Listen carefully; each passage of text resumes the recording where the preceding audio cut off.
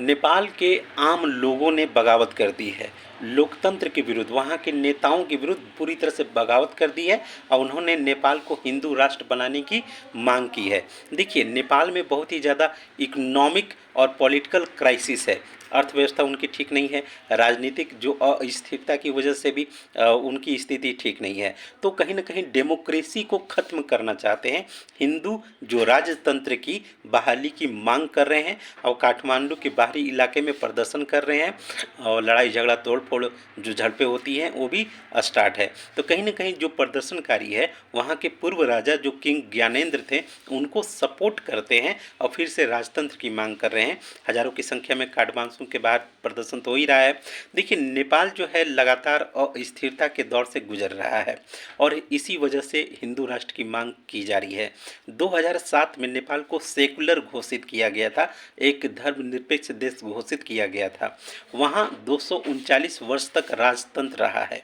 माओवादी वहाँ पे है। 1996 से लेकर 2006 के बीच में बहुत ज़्यादा ज़बरदस्त प्रदर्शन किए, उनका प्रभाव रहा और फिर सत्ता में आए। इस माओवादी हरकतों की वजह से लगभग 17,000 लोगों की मौत हुई थी। 2008 के बाद से नेपाल में 10 बार सरकारें बदल चुकी हैं। राजनीतिक अस्थिरता बहुत ज़्यादा है। कभी भी कोई भी राजनीतिक दल आपस में 2-3-4 मिलकर सरकार बना लेते हैं और फिर उनमें से कुछ महीने रहते हैं, फिर किसी और से मिलकर सरकार बना लेते हैं। यही चलता रहता है।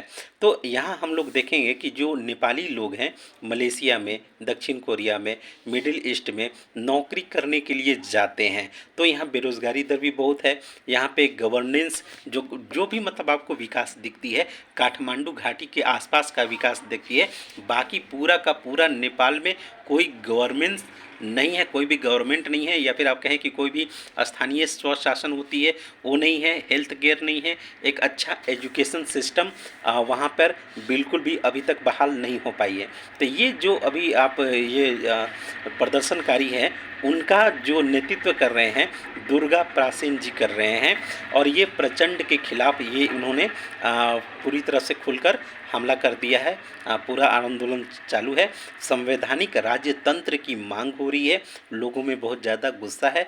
राजनीतिक दलों और नेताओं पर इनको पूरा भरोसा नहीं है। वहाँ के जो नेता हैं उनमें एक होता है ना कि देशबोध का भाव होता है कि देश को आगे ले जाना है, देश हमारा परिवार है, यहाँ के लोग ही हमारे भाई बहन हमारा पूरा परिवार है, ऐसा जो बोध होता है उसकी कमी है। ये पूरी तरह से भ्रष्ट हैं, सिर्फ अपना स्वार्थ, अपना रोटी सेक रहे हैं।